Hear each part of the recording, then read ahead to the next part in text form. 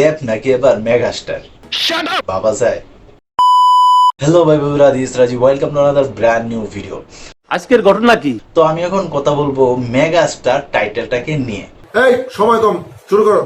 দেখুন, এই মেগাস্টার টাইটেলটাকে একমাত্র শাকিব খানই ইউজ করছে, বিষয়টা একটু ব্যাখ্যা করবে? যেটা কিনা অনেক আলোচনা এবং সমালোচনা কিন্তু হইতেছে। দেখুন, একটা নায়ক যার কিনা এখন অবধি প্রায় 250-র উপরে সিনেমা আছে, তার অভিনয়ের ধারাবাহিকতা এমনকি একাই সে ইন্ডাস্ট্রিকে টেনে নিয়ে যাচ্ছে, ওইরকম একটা নায়কের সঙ্গে কিন্তু মেগাস্টার কথাটা অবশ্যই যায়, এটার পক্ষে আমি। কিন্তু বেশ কয়েকদিন আগে কিন্তু জাহিদা হাসান একটা মন্তব্য করছিল, সেটা নিয়ে কিন্তু অনেক তুল কালাম কিন্তু একটা কিছু বইটে গেছিল।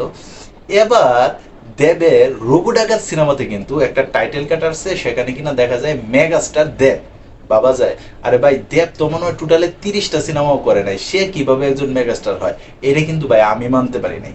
অন্তত জিৎ যদি এই টাইটেলটা ইউজ করতো আমার মনে হয় বেশ ভালো লাগতো।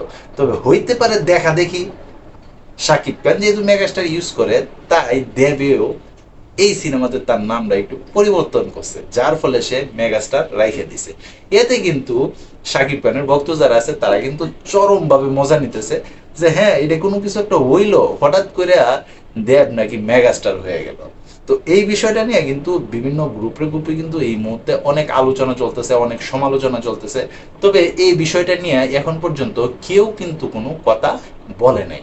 আগে জানতাম যে সুপারস্টার দেব, হ্যাঁ এতটুকু ঠিক আছে, সুপারস্টার দেব এতটুকু ঠিক আছে আমার মনে হয়। কিন্তু মেগাস্টার, মেগাস্টার নামের কিন্তু একটা বার আছে, একটা কিন্তু ওজন আছে।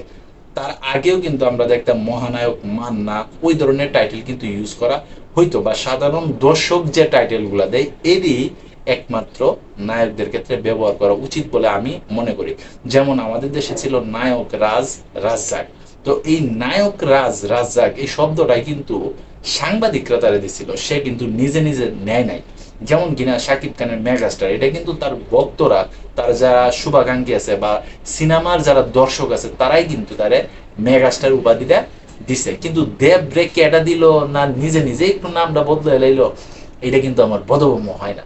তো এই বিষয়টা নিয়ে তোমরা যারা সাকিবেন আছো বা তোমরা যারা দেবের ভক্ত আছো, আমি জানি অলরেডি আমার কমেন্ট বক্সে গাইলিয়া ফাড়াই লেতেছো, তাতে আমার কিছু যায় আসে না। আমি সত্যকে সবসময় সত্য বলার জন্যই চেষ্টা করি। তো এতক্ষণ পর্যন্ত কষ্ট করে আমার ভিডিওটা দেখার জন্য অসংখ্য ধন্যবাদ। তো এই ছিল এখনকার মতো ভিডিও। তো সবাই ভালো থাকবা, সুস্থ থাকবা, আর হ্যাঁ, কাছের মানুষটারা ভালো রাখবা। ধন্যবাদ সবাইকে, আল্লাহ হাফেজ।